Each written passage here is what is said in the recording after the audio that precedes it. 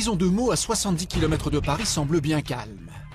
Et pourtant, sur le parking de la maison d'arrêt, c'est l'effervescence. Les hérisses, les unités d'élite de surveillance sont sur le pied de guerre, une mutinerie vient de débuter et le directeur a été pris en otage. Pour tout le monde, vous allez voir les photos des personnels qu'on va chercher. Le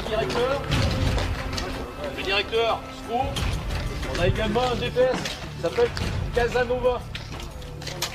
Dans l'établissement. Vous voyez le vide, c'est lui qui est soupçonné d'avoir mené cette émeute.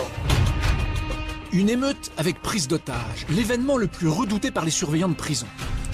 Leurs équipes d'intervention prennent position avec comme priorité éviter une évasion collective. On fait bouchon tout de suite à la porte d'entrée et on sécurise les promenades.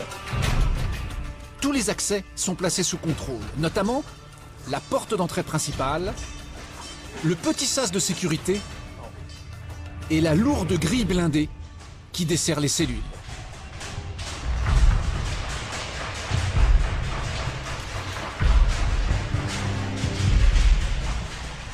Les mutins ont commencé à tout casser. Alors les équipes de sécurité tentent d'entrer dans la détention. Mais très vite, les hérisses se heurtent à un des preneurs d'otages particulièrement énervé. Il se trouve tout au fond, à gauche de l'escalier.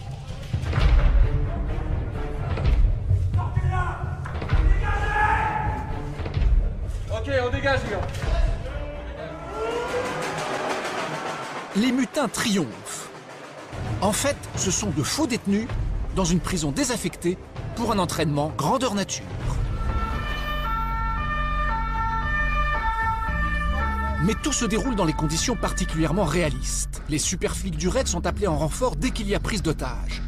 Ils savent que c'est un exercice, mais ils ignorent tout de la prison et surtout du scénario à rebondissement qui leur a été concocté. Ouais, les tireurs sont en place et tout, il n'y a pas de... avec Laurent et vraisemblablement deux otages. Un, le directeur, M. Sco, dont je viens de donner la photo. Un surveillant dont je n'ai pas la photo. Plus d'infos, je vous les communique. Premier objectif du raid, localiser la position exacte des preneurs d'otages et des émeutiers. Il leur faut collecter un maximum d'informations avant de lancer l'intervention. Pour cela, ils vont tenter de passer par les toits.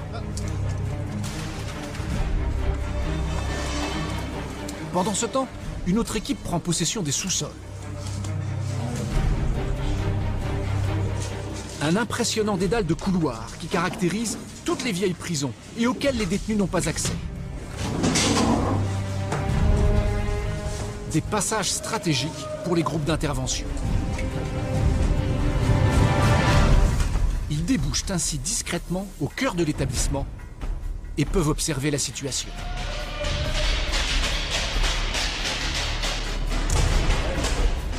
Les hommes du raid sont équipés de petites caméras high-tech qu'ils vont disposer un peu partout pour observer les mutas à leur insu. Ils sauront tout de leur déplacement dans les coursives. Elles leur permettront aussi de repérer les meneurs.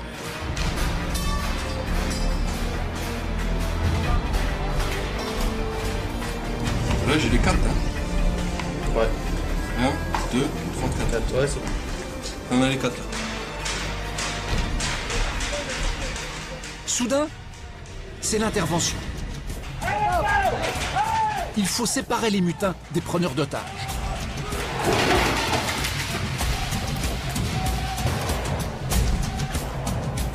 Il n'y a pas plus délicat qu'une telle opération en détention. Et vous vous en rendrez compte plus tard, quand ils devront négocier la libération des surveillants séquestrés. Un exercice qu'ils répètent au moins une fois par an, en s'appuyant sur un drame qui a marqué toute l'administration pénitentiaire en 1992, la grande prise d'otage de Clairvaux.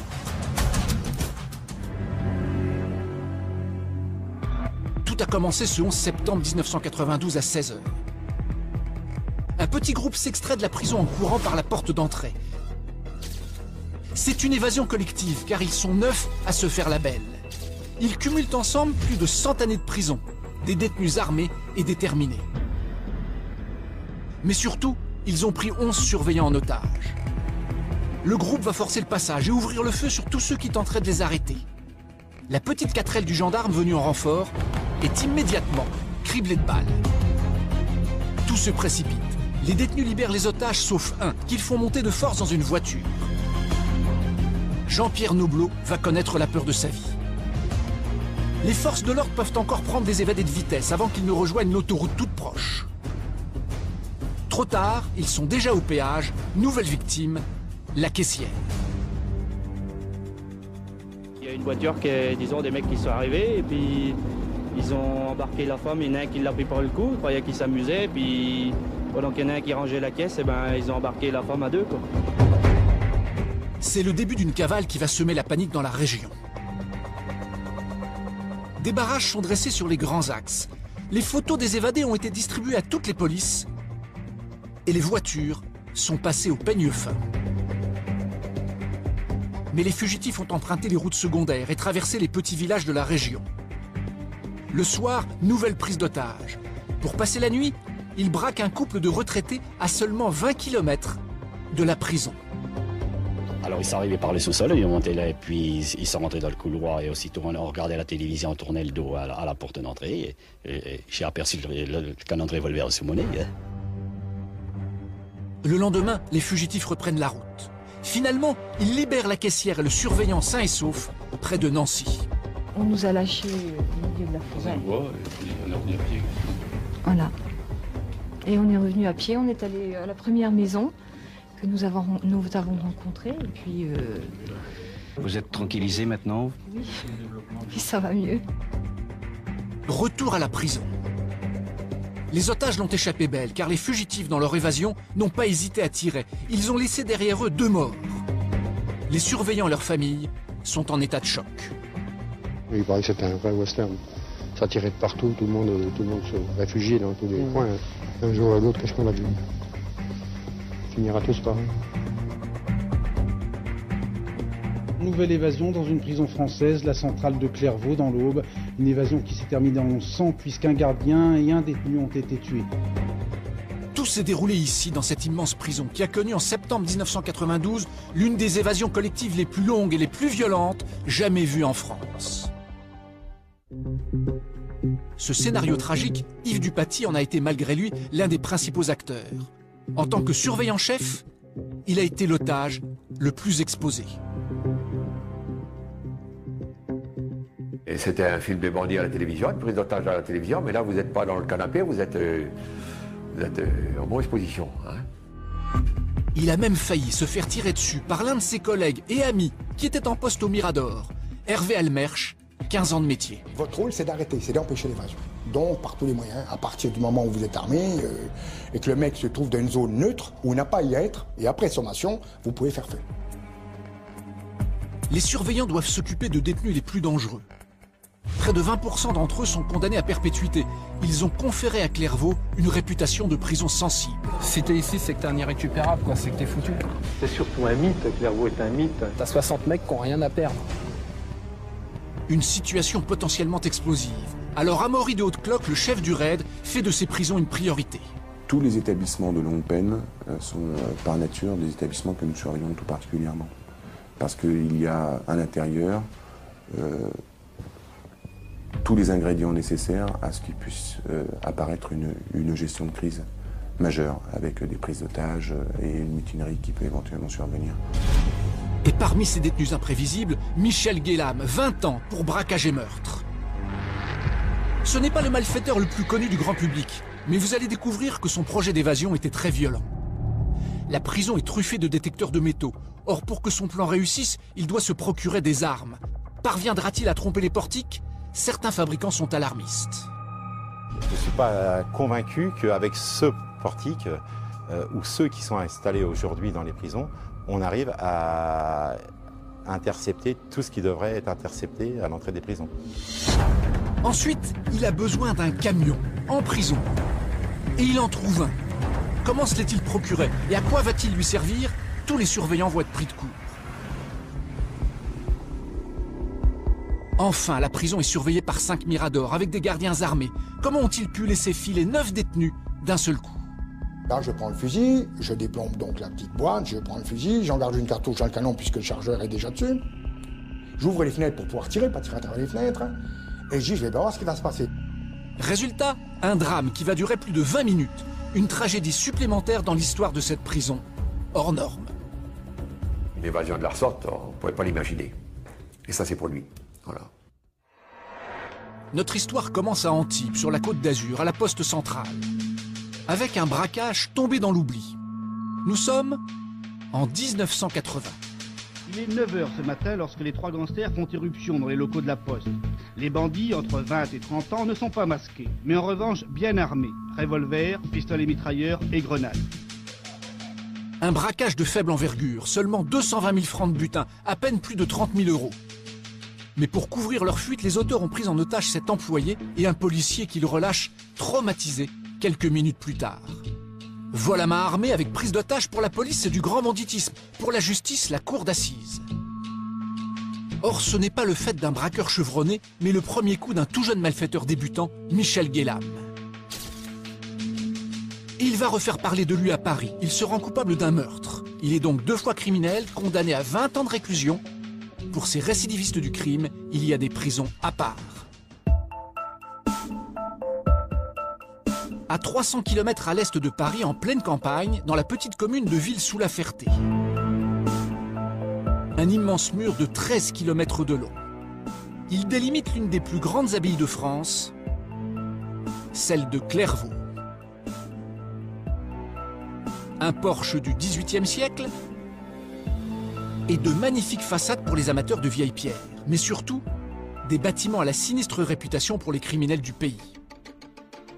Depuis le XIXe siècle, l'ancienne abbaye est devenue l'une des prisons les plus dures, la maison centrale de Clairvaux.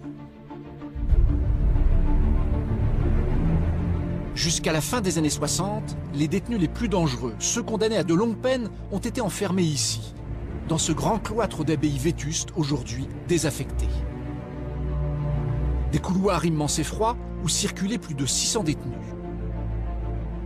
Ils étaient d'abord logés dans ces dortoirs collectifs non chauffés sur des paillasses à même le sol, avec pour seul sanitaire ces toilettes rudimentaires.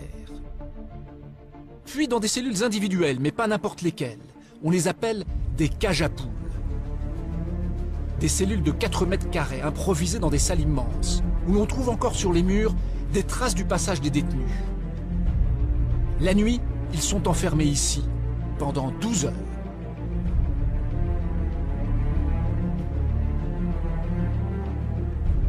Et là, on les emmenait, donc le soir, à 18h30, on les emmenait du réfectoire, on les montait dans des cages à poules, ils montaient là-haut, sans tabac, sans rien, avec un broc d'eau et une tinette. J'ai même connu au départ, il n'y avait même pas de chauffage. Alors, je gelait aussi fort que dehors.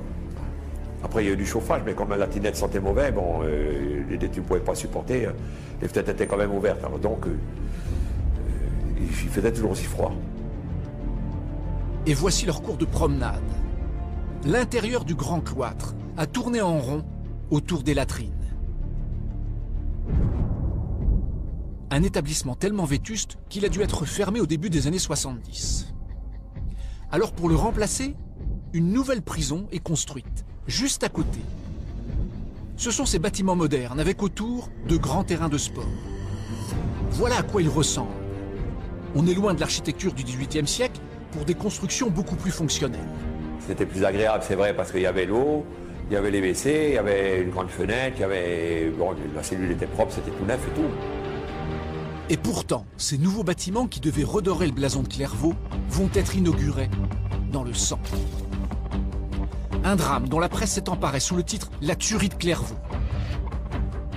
Tout a basculé ici, au premier étage de ce bâtiment blanc, dans l'infirmerie de la nouvelle prison. Et voici les 2 détenus à l'origine de la tragédie. Claude Buffet, condamné à perpétuité pour meurtre, et Roger Bontemps, un braqueur qui purge une peine de 20 ans. Le 21 septembre 1971, ils se rendent à l'infirmerie sous un faux prétexte, armés de 2 couteaux. Ils prennent alors en otage une jeune infirmière, Nicole Comte, et un surveillant, Guy Girardot. Les mutins espèrent obtenir une voiture et des armes pour prendre la fuite. Très vite, les gendarmes sont sur les lieux, bloquent toutes les issues. Les négociations durent toute la nuit, mais échouent. À 4 h du matin, l'assaut est donné. Les mutins se rendent, mais les 2 otages sont retrouvés égorgés. La nouvelle révolte la France entière. Pendant plusieurs jours, on ne parle plus que du drame de Clairvaux. La photo de la jeune veuve de Guy Girardot quittant la prison avec son beau-père bouleverse tout le pays. Le 24 septembre, les obsèques des deux victimes sont retransmises à la télévision et suivies par des milliers de personnes.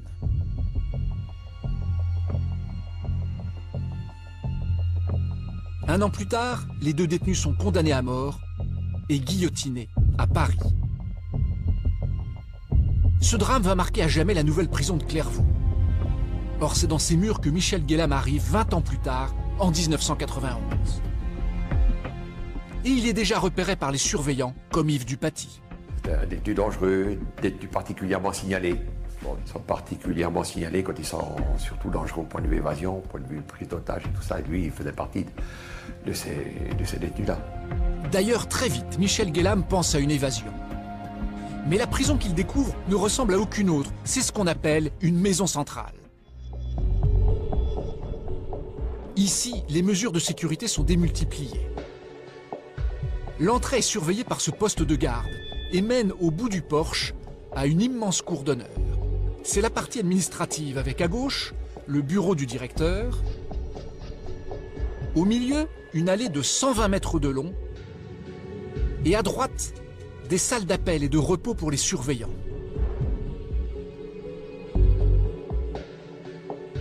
Mais surtout, au bout de la cour, voici la porte la plus importante de toute la prison. C'est à partir d'ici que Michel Guélam réalise que s'évader ne sera pas une partie de plaisir, car passer la cour d'honneur et les bâtiments administratifs, voici ce qu'on appelle la détention, avec le vieux cloître au premier plan, puis le nouveau bâtiment où sera emprisonné Michel Guélam. Alors, pour pénétrer plus loin, il faut à nouveau montrer patte blanche, dans ce sas, à droite de la grande porte. Un lieu hypersensible, car c'est ici qu'est gérée toute la sécurité de la centrale, par un seul surveillant. Derrière cette vitre, il garde toutes les clés des bâtiments. C'est lui aussi qui déclenche l'alarme en cas de problème. Et surtout, il gère les commandes électriques de la grande porte. Voilà pourquoi son bureau est entièrement protégé par des vitres blindées. Si le détenu ne présente aucune menace au portique à métaux, il lui ouvre la porte piétonne. Et elle donne directement sur un troisième portail. Les obstacles s'enchaînent.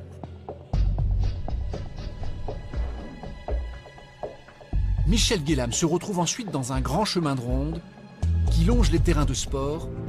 C'est un corridor stratégique qui relie les bâtiments à l'entrée de la prison. Car tout au fond, à gauche, voici les ateliers. Et enfin, le bâtiment B. C'est là, à plus de 400 mètres de l'entrée de la prison, que Michel Guélam doit s'installer pour 20 années. Sa cellule se trouve au 2e étage. Le décor est planté. Reste à savoir maintenant comment il va s'y prendre pour sortir de cette prison labyrinthe. Car vu d'en haut, il n'est pas au bout de ses peines. Les bâtiments et les terrains de sport sont entourés par un premier mur. Il est doublé par un deuxième mur avec un chemin de ronde.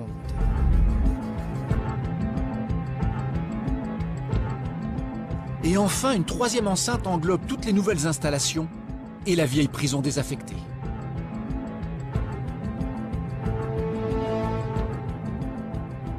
Des évasions par les murs, il n'y en a jamais eu de réussi. Ils ne peuvent pas. Quelques-uns ont tenté le coup, mais ils n'ont jamais réussi à franchir tous les murs. D'autant que ces murs sont surveillés par 5 miradors, placés stratégiquement à chaque coin de la prison, là où la visibilité est la meilleure. Des tours très hautes, dont certaines culminent à 5 mètres du sol, avec des allures de donjons médiévaux. Elles sont quasiment imprenables. Même le surveillant qui vient pour la relève n'en a pas la clé. Pour la récupérer, du système D, une ficelle et la clé au bout. C'est le seul moyen d'ouvrir cette porte.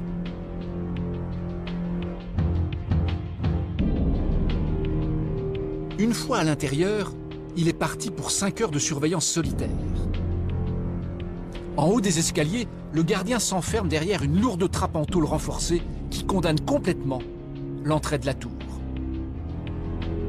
Pour Michel Guélam, c'est l'un des principaux obstacles à son évasion. Car depuis cette grande pièce vitrée, le surveillant domine toute la prison. Dans chaque mirador, il dispose d'une paire de jumelles pour observer jusqu'aux façades des bâtiments. Et en cas d'évasion, il est équipé d'une carabine, les seules armes de la prison. On doit faire usage des armes à partir du moment où il y a une intrusion extérieure-intérieure ou une évasion intérieure-extérieure, avec ou sans armes. Bref, Michel Guélam devra trouver un moyen de ne pas s'exposer aux balles des gardiens, voire de riposter en tirant sur les miradors. Et enfin, il doit traverser à découvert un no man's land avant de se heurter à une dernière enceinte, celle qui entoure l'immense domaine historique de l'abbaye. C'est dans ce périmètre que les candidats à une évasion classique par les murs sont les plus vulnérables.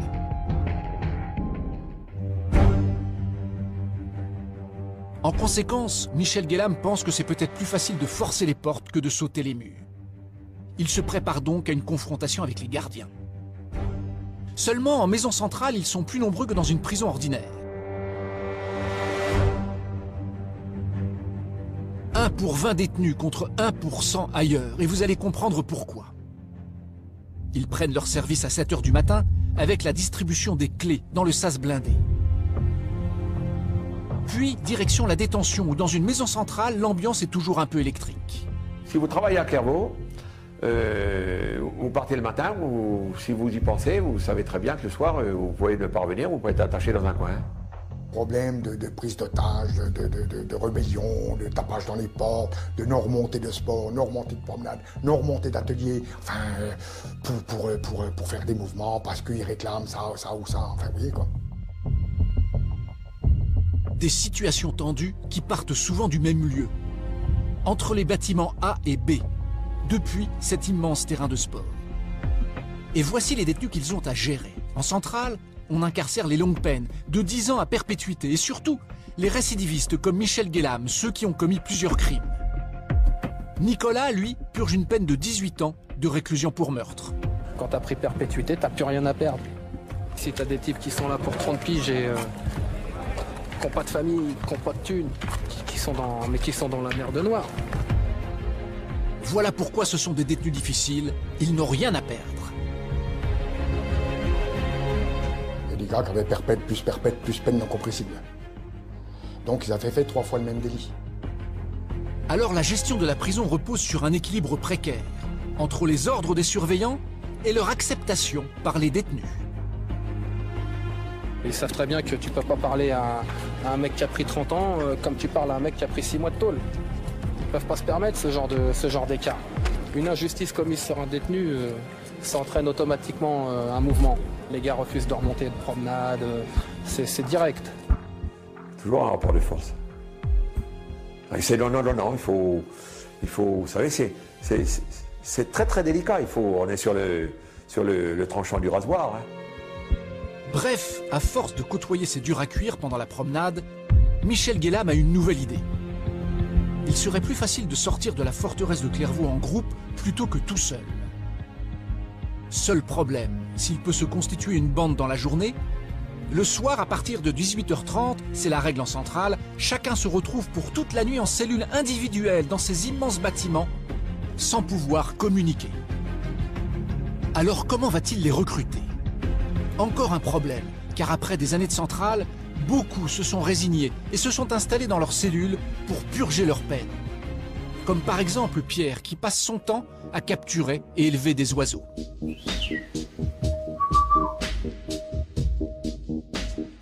Les oiseaux dehors, j'en ai eu beaucoup. J'ai eu des perroquets, j'ai eu de tout. Ah, dehors, j'ai eu de tout comme oiseaux. Alors quand je suis arrivé ici, que je les ai vus, j'ai pas mis longtemps pour me mettre en planque. Et des fois, je reste assis sur le tabouret 8 heures de temps, je reste à la fenêtre, il n'y a pas une qui se pose. Et des fois, j'ai la chance, j'en vois 3 arriver d'un coup, ça y est, c'est mes locataires. C'est mon passe-temps, ça. Si j'ai pas ça, les journées sont longues. Autre co-détenu de Michel Guélam à cette époque, Jean. Derrière les barreaux depuis 34 ans, il n'a connu que la centrale et il y a pris ses habitudes. Vous allez sortir tout de même? Je suppose, je ne sais pas. Si je passe les 70 ans en prison, je refuserai, je finis ma vie en prison. Je refuserai la conditionnelle et je reste ici. Pourquoi? Ou que j'aille faire dehors, à cet âge-là. Dans une maison de vieux, je serai moins plus mal qu'ici. Il faut aller le voir de temps en temps. Il peut avoir des... Il peut un jour ou l'autre se suicider, ou alors un jour ou l'autre péter les plombs puis agresser le surveillant qui va ouvrir la porte. Il faut aller voir, discuter avec lui, savoir un peu comment il vit à l'intérieur de la cellule pour essayer de doser tout ça. Bref, Pierre et Jean ne feront pas partie de la bande de Guélam. Il choisit plutôt des costauds bien motivés qu'il recrute facilement, car c'est un leader plutôt charismatique. On ressentait que son groupe augmentait et se durcissait, de par les copains qui trouvaient, quoi. Et il y avait une espèce de bande qui s'était formée autour de lui. Et donc, tout le personnel, nous, quand on en parlait avec le directeur, avec tout le monde, on le signalait. Le directeur l'avait signalé aussi au ministère de la Justice. Mais bon, vous savez, pour transférer des détenus particulièrement signalés sans qu'ils commettent quoi que ce soit, c'est pas facile. Parce qu'il y en a dans toutes les prisons pour peine. Hein, et on ne sait pas quoi en faire. Petit à petit, le plan de Michel Guélam se précise. Mais maintenant, d'où fera-t-il partir son évasion? Il repère très vite le point faible des maisons centrales, les ateliers. Des endroits indispensables pour les longues peines, le travail les occupe. À Clairvaux, il fabrique aussi bien des chaussures que des électrodes pour les encéphalogrammes des hôpitaux. Mais si le travail humanise la centrale, il pose aussi des problèmes de sécurité. Les détenus ont accès à la panoplie complète des outils d'une petite fabrique. Et puis, il y a le quai de déchargement qui fait l'objet d'une surveillance particulière. Les camions avaient l'habitude de venir transporter les produits finis et apporter les matières premières tous les après-midi, étant donné que les détenus ne travaillaient pas l'après-midi, ils travaillaient uniquement le matin en journée continue. On avait adopté cette mesure-là de manière à ce que il n'y ait pas de détenus dans les ateliers quand le camion arrivait. Donc Michel Guélam devra trouver le moyen de pénétrer dans les ateliers l'après-midi lorsque le camion sera là, car il compte en faire un élément clé de son évasion. Sa belle sera violente, il lui faut donc des armes, mais comment s'en procurer, qui plus est dans une centrale? C'est ici, dans la salle de musculation, qu'il va trouver la solution. Il a obtenu l'autorisation de se faire livrer de l'extérieur des compléments alimentaires pour sportifs. Tous les mois, tous les 2 mois, il y avait une distribution de protéines. Les détenus qui pratiquaient la musculation achetaient des protéines. Et c'était Guélam qui s'occupait de l'achat des protéines. Il en arrivait 150 kilos dans 3-4 sacs. Et Guélam faisait la répartition par détenus dans les seaux en plastique et c'était redistribué sans qu'on regarde dedans, quoi. Parce qu'il n'était absolument pas fouillé. Non, pas du tout, non. En fait, par manque de temps, les sacs ne sont pas systématiquement ouverts. C'est donc par cette filière que Michel Guélam pourrait faire entrer des armes. Mais il n'est pas à l'abri d'une fouille surprise. Si le plan d'évasion semble au point, tout ne va pas se passer du tout comme prévu.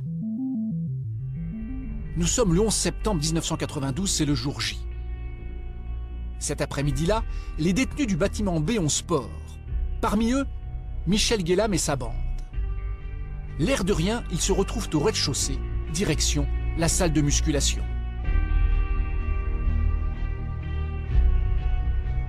Pour les surveiller, un seul gardien, un moniteur de sport, dont le bureau se trouve juste à côté, il est isolé et il ne sait pas encore ce qui l'attend.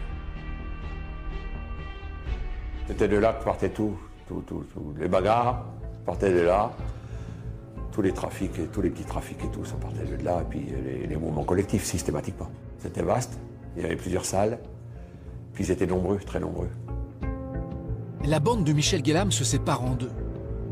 Le leader et 3 de ses complices investissent la salle de musculation. Le deuxième groupe, lui, attend dehors, il a un autre objectif. Au même moment, de l'autre côté de la cour, dans le Mirador 1, Hervé Almersch prend son poste. Les salles de sport sont légèrement masquées par la rangée d'arbres en face de lui. J'ai pris le service au Mirador 1 vers 13h.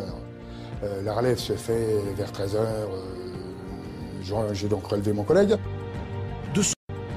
De De son mirador, il a vu sur les chemins de ronde, mais aussi partiellement sur le terrain de sport. Or, c'est là précisément que tout commence. Il est 15h25. Le deuxième groupe, qui était à l'extérieur, a pour objectif de s'attaquer au moniteur de sport dans son bureau. L'un d'eux est armé, il s'appelle Frank Weiss, il est condamné pour meurtre.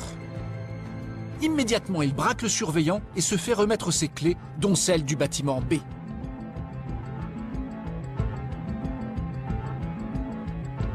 Elle a permis d'ouvrir la porte qui se trouve au pied du terrain de sport et qui rentre dans le bâtiment B. Après avoir enfermé le moniteur dans un placard, ils ressortent. Et voici tout au bout la porte dont ils ont la clé, celle du bâtiment B.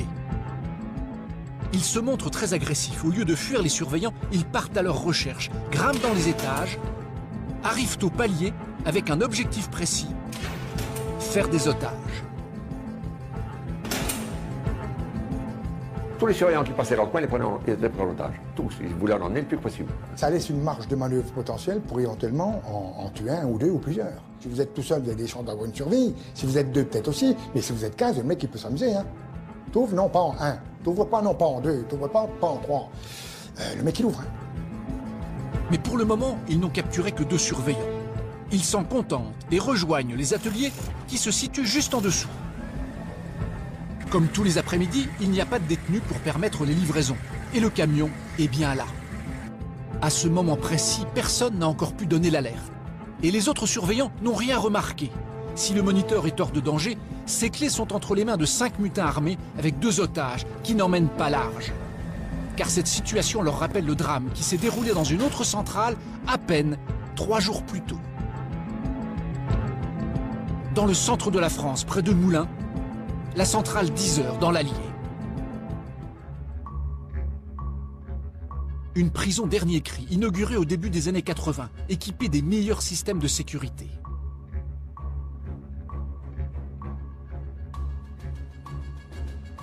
Et pourtant, regardez ce qu'il vient de s'y passer. Nous sommes 3 jours avant les événements de Clairvaux. Première information donc de ce journal, une vingtaine de gardiens seraient retenus donc en ce moment même en otage dans la prison de Moulins dans l'Allier. Une dizaine de détenus sont retranchés dans des bâtiments et des gendarmes ont été appelés immédiatement en renfort.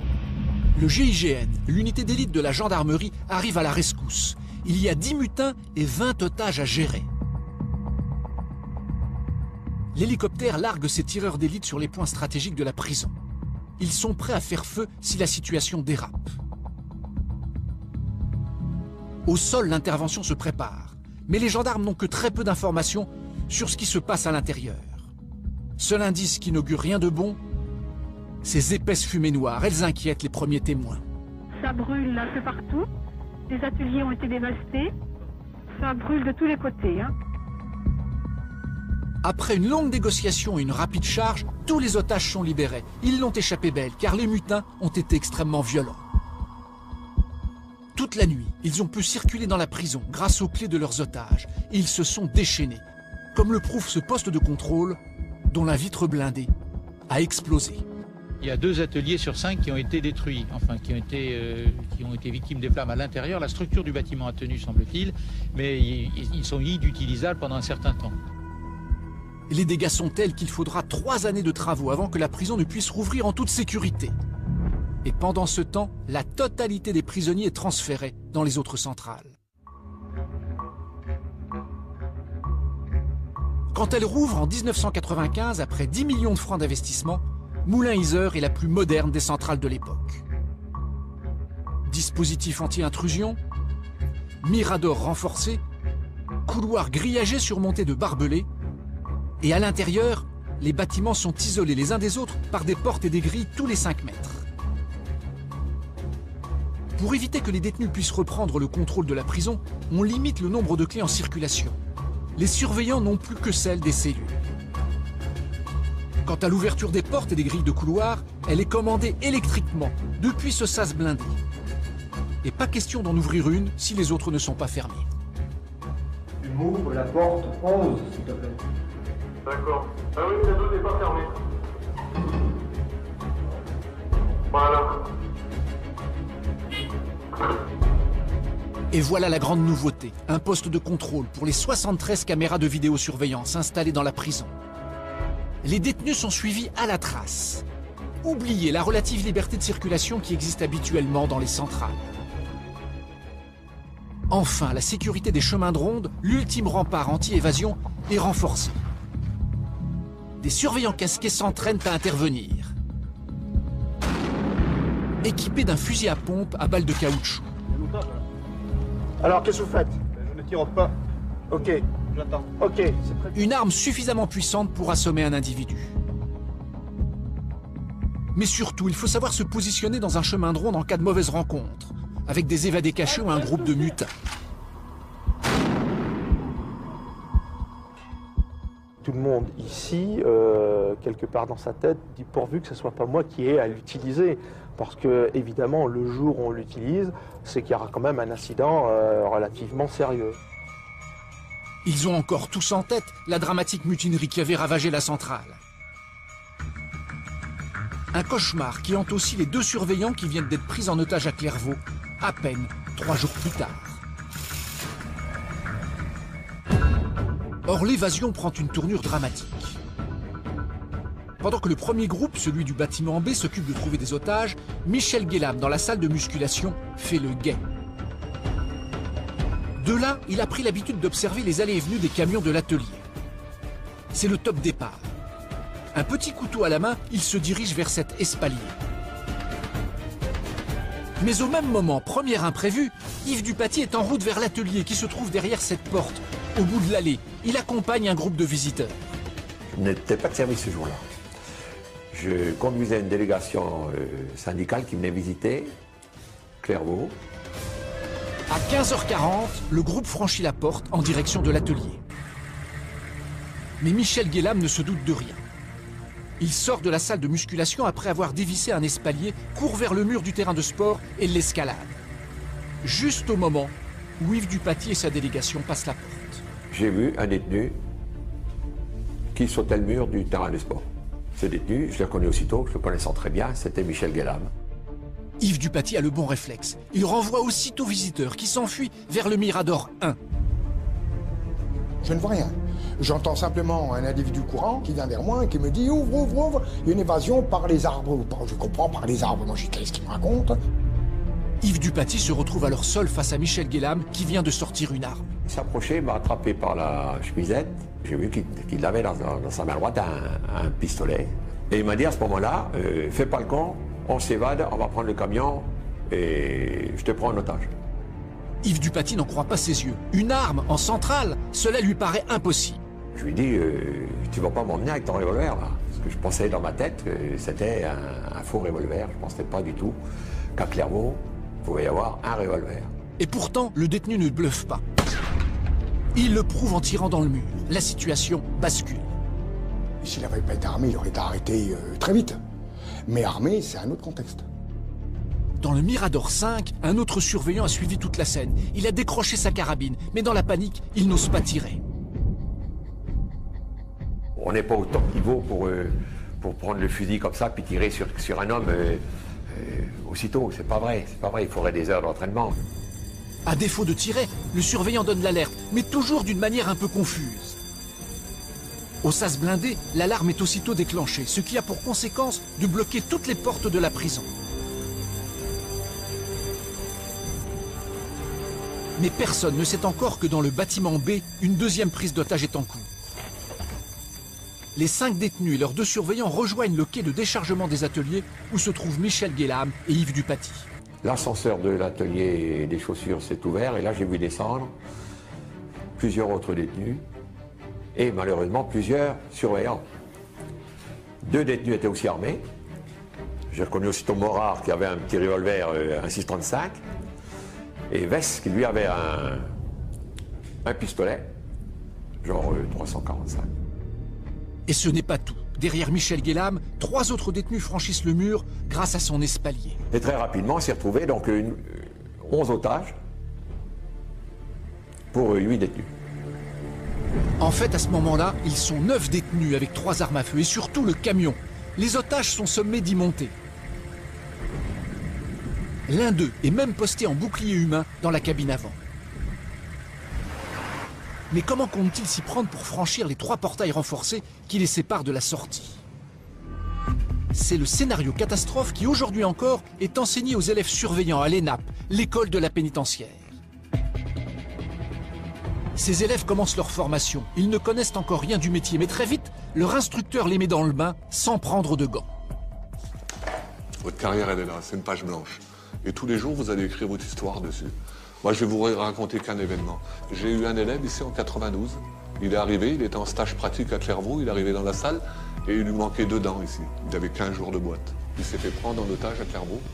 Il s'est retrouvé avec un flingue dans la bouche. On lui a pété les 2 dents de devant. L'instructeur a jeté un froid, car le stagiaire faisait partie du groupe pris en otage par Michel Guélam. Tout le cours de ce matin porte sur la question de savoir comment des armes ont pu rentrer dans la centrale. La principale riposte, c'est d'apprendre à fouiller les détenus et les bâtiments. Le formateur s'apprête donc à dissimuler dans une cellule reconstituée 5 objets dangereux. Ici, j'ai des lames de rasoir qui ont été fixées sur une brosse à dents. Donc là, je vais la mettre ici en évidence. Là, je prends un poinçon qui a été fabriqué avec, visiblement, une espèce de sèche-linge qui sont vendus dans les établissements pénitentiaires. Ça, je cache ça dans le pied de la chaise. Les détenus ont l'habitude de se confectionner ce qu'on appelle chez nous, dans le jargon, des yo-yo, de manière à pouvoir passer des objets d'une cellule à l'autre. Parmi ces objets, le formateur va aussi cacher une scie à métaux, dans un endroit particulièrement difficile à découvrir. On peut déjà scier les barreaux avec. Vraiment? Scier le baroudage avec ça, oui. Faut passer beaucoup de temps, non? Oui, mais les détenus ont beaucoup de temps.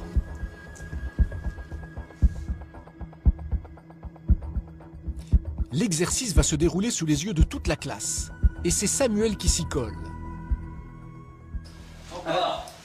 Allez, on vient pour la fouille intégrale. On a déjà fait la semaine dernière. Ah oui, mais ça tombe comme ça, vous savez très bien. Bon, pas besoin de vous énerver pas. Attendez, on va discuter un peu. Très vite, il découvre les objets les moins bien cachés. Ça, c'est un yo-yo. Bon, bah alors ça, c'est interdit. Ça, donc, vous voyez, ça, brosse à dents, lame de rasoir. Mais pour les autres, la partie s'avère plus compliquée. Et c'est souvent les objets les plus dangereux qui sont les mieux cachés. Des fois, il y en a qui enlèvent les embouts noirs, vu que c'est des cylindres à l'intérieur. Il y a toujours quelque chose planqué. Donc un yo-yo, une arme de rasoir. On reprend notre matériel, on range. C'est la fin de l'exercice, mais l'élève a laissé en cellule 3 objets dangereux, dont le poinçon caché dans le pied de la chaise. Je vais...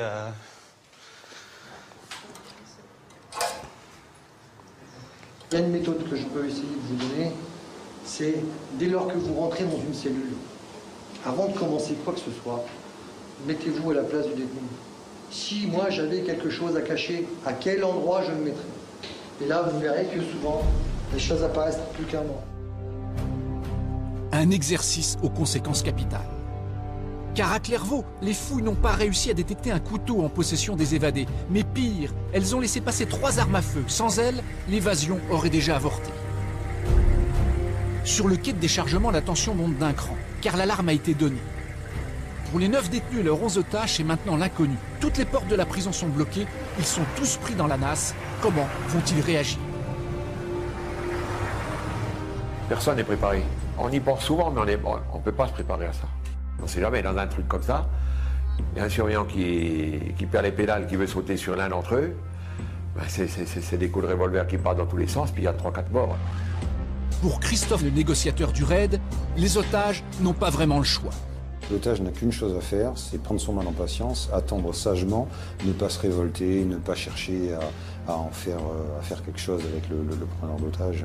Malheureusement, il y a des individus avec qui ça marcherait très bien, et il y en a d'autres que ça monterait en termes de colère et de ressentiment. Et à ce moment-là, il pourrait y avoir passage à l'acte, simplement histoire de lui faire comprendre qu'il n'a pas à être à l'aise, il doit être terrorisé.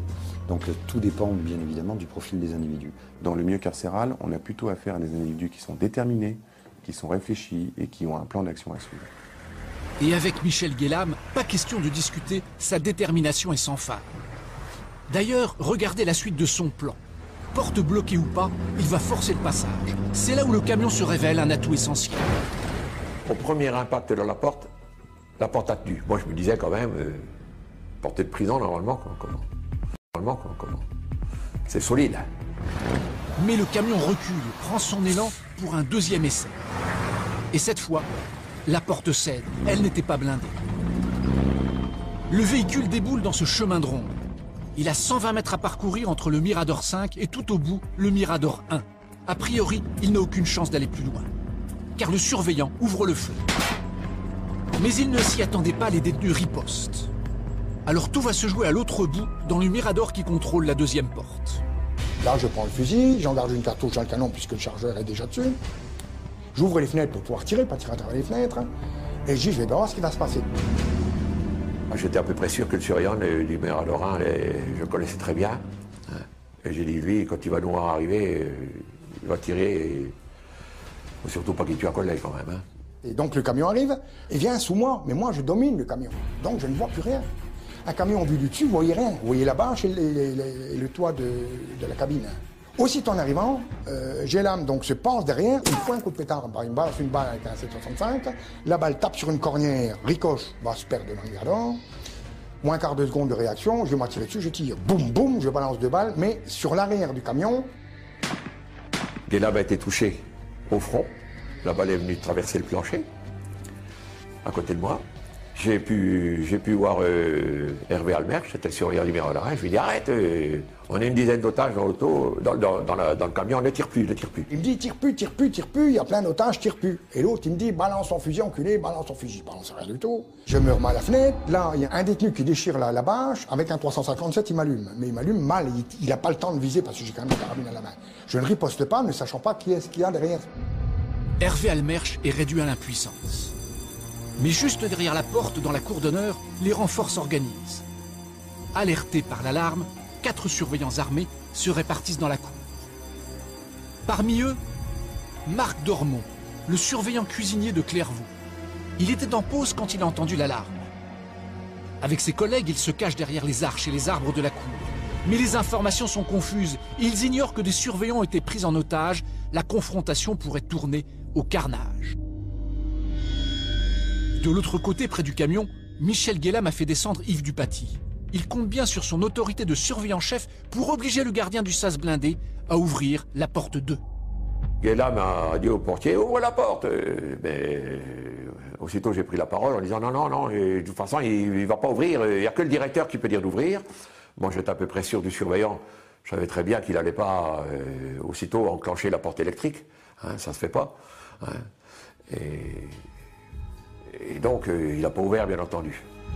Car la consigne est claire. En cas d'alarme, la détention est bouclée. Mais Michel Guélam a tout prévu. Non seulement il s'est procuré des armes, mais aussi un pain de plastique, un explosif très puissant qui, s'il est bien utilisé, peut percer bien des blindages. Yves Dupaty n'en revient pas. Souvenez-vous, Clairvaux est pourtant équipé de portiques de détection métaux dès l'entrée de la détention. Et même dans les coursives des bâtiments. Alors après les armes, des explosifs, il y a un gros souci quelque part. Chez un des fabricants de portiques, nous avons obtenu des explications sans langue de bois. Cela fait 6 années que Dominique vend des détecteurs aux aéroports et aux prisons. Donc on a différents types d'armes, on a ce genre d'arme. Donc ce genre d'arme, il est évident que si on la passe dans le portique, elle va détecter. On a le même type d'arme aujourd'hui, mais qu'une partie de l'arme. On n'a qu'une partie de l'arme. Puisque aujourd'hui on peut rentrer les armes en plusieurs. Une seule petite partie d'arme va être détectée. Voilà.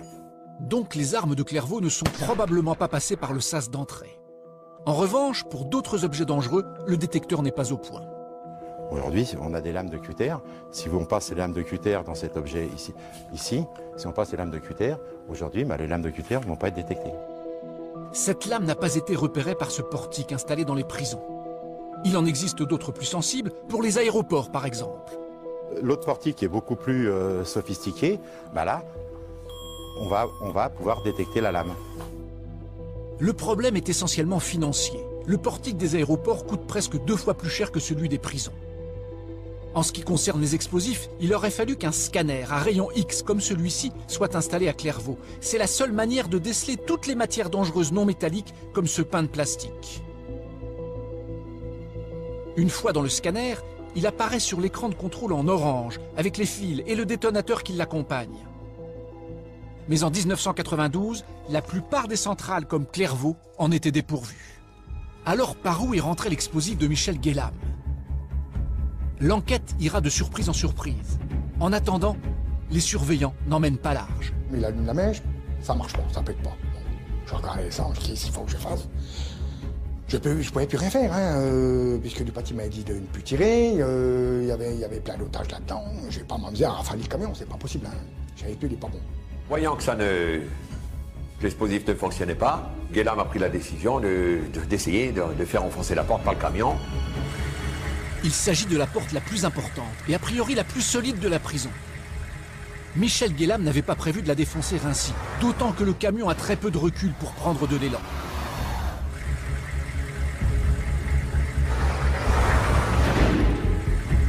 Ils ont essayé plusieurs fois. La troisième fois, les deux battants se sont un peu ouverts. On pouvait passer, un homme pouvait passer.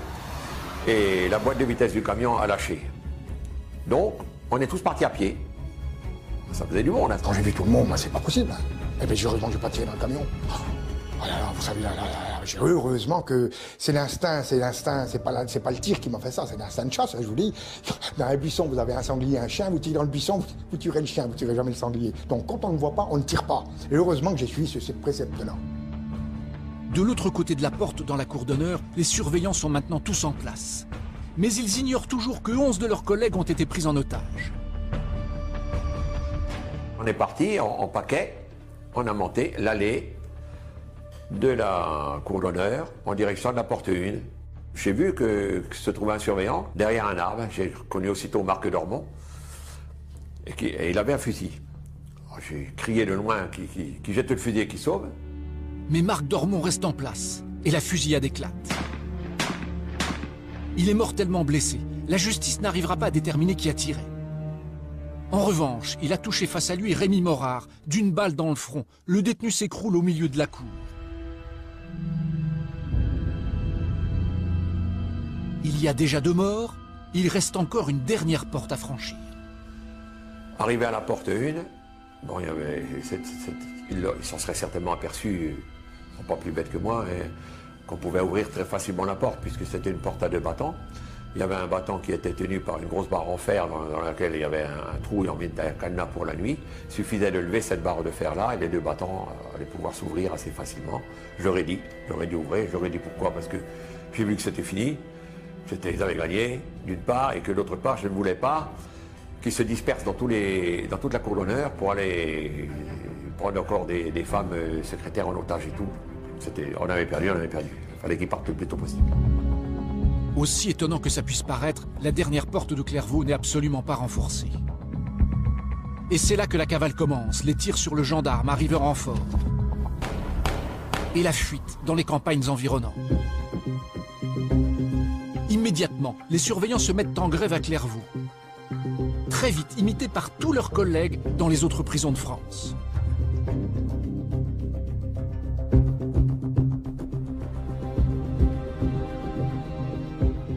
Alors que Marc Dormont est enterré en présence de tous les gardiens, l'enquête commence. L'arme qui l'a tué aurait pu entrer cachée dans un ordinateur qui n'a pas été ouvert. Quant aux explosifs, l'hypothèse la plus probable, c'est celle des grosses boîtes de protéines que se faisait livrer Michel Guélam à la salle de sport et qui, elles non plus, n'étaient pas fouillées. La plupart des 8 évadés se fera reprendre avant la fin de l'année 1992, sauf 3 d'entre eux, dont Michel Guélam. Les policiers n'arriveront à le coincer qu'en août 1993.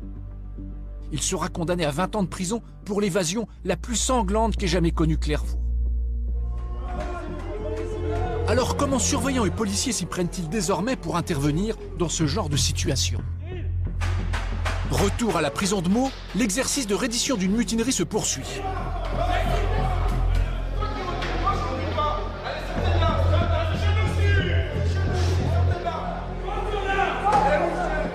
Mettez-vous Rentrez-vous dans la pièce, ça va, là. Rentrez dans la pièce, ça va. Hé, toi le petit, là, tu rentres dans la pièce, ça va. Allez, dégage, ça va. Dégage, je te dis. Il faut rétablir l'ordre dans les coursives avant de s'attaquer aux 2 prises d'otages. Car première leçon de Clairvaux, évitez à tout prix que ce genre d'émeute ne débouche sur une évasion collective. Et un des preneurs d'otages a été repéré sous les combles.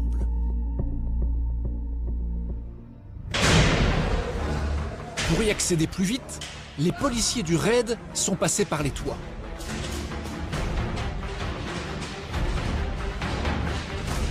Ils ont trouvé une petite trappe qui débouche directement au dernier étage. Ils s'y précipitent pour isoler le premier braqueur.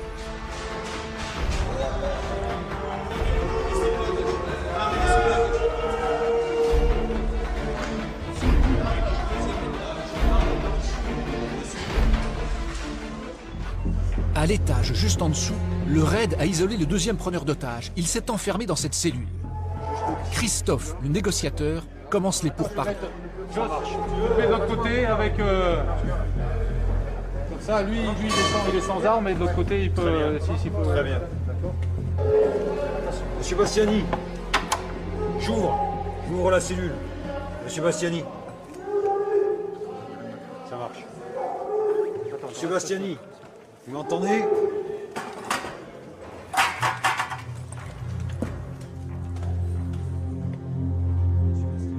Il y a des choses que l'on pourra faire, il y a des choses que l'on ne pourra pas faire, vous en doutez.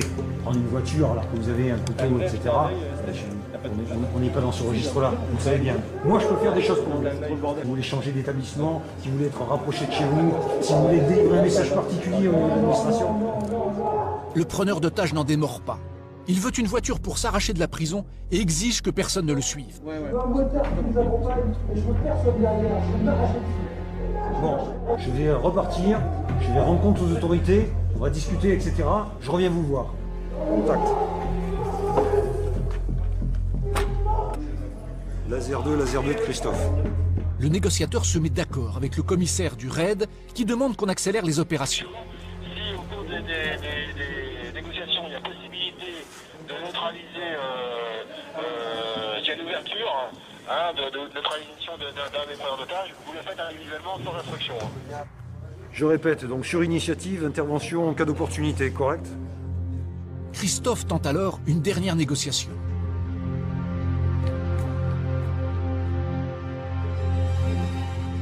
Vous leur dites précisément ce que vous voulez faire. Mais le détenu se méfie. Il demande à ce que Christophe pose le talkie-walkie par terre. On fait comme ça? Qu'est-ce que vous faites? Je vous amène le... Je vous amène ça. Pose-le au sol, Christophe. Okay. Vous prenez contact avec. Impeccable.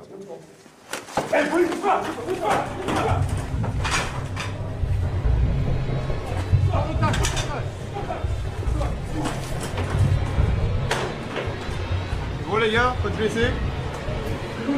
Ok, et le preneur, ça va? Ok, nickel. Bon boulot. Une affaire de régler.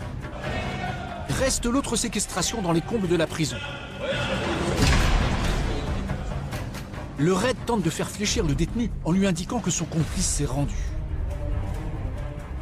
Tiens, maintenant il faut être raisonnable. Il faut être raisonnable pour sortir maintenant. Sors doucement. Tu peux me parler, mais j'entends rien. Et il ne te fera rien faire. Voilà. Allez, allez.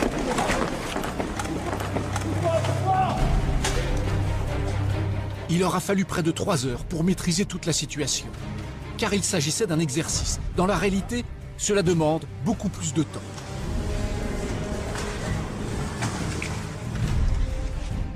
La durée de gestion d'une prise d'otage en France pour le raid est entre 9 heures au plus court jusqu'à 48 heures. Or, le problème à Clairvaux, c'est que l'évasion aura duré moins d'une demi-heure. Tous les obstacles qui auraient dû limiter la crise et laisser au renfort le temps d'arriver ont cédé. Depuis, la sécurité a été entièrement repensée. Mais il aura fallu une tragédie de plus dans l'histoire de la vieille prison, Abbaye.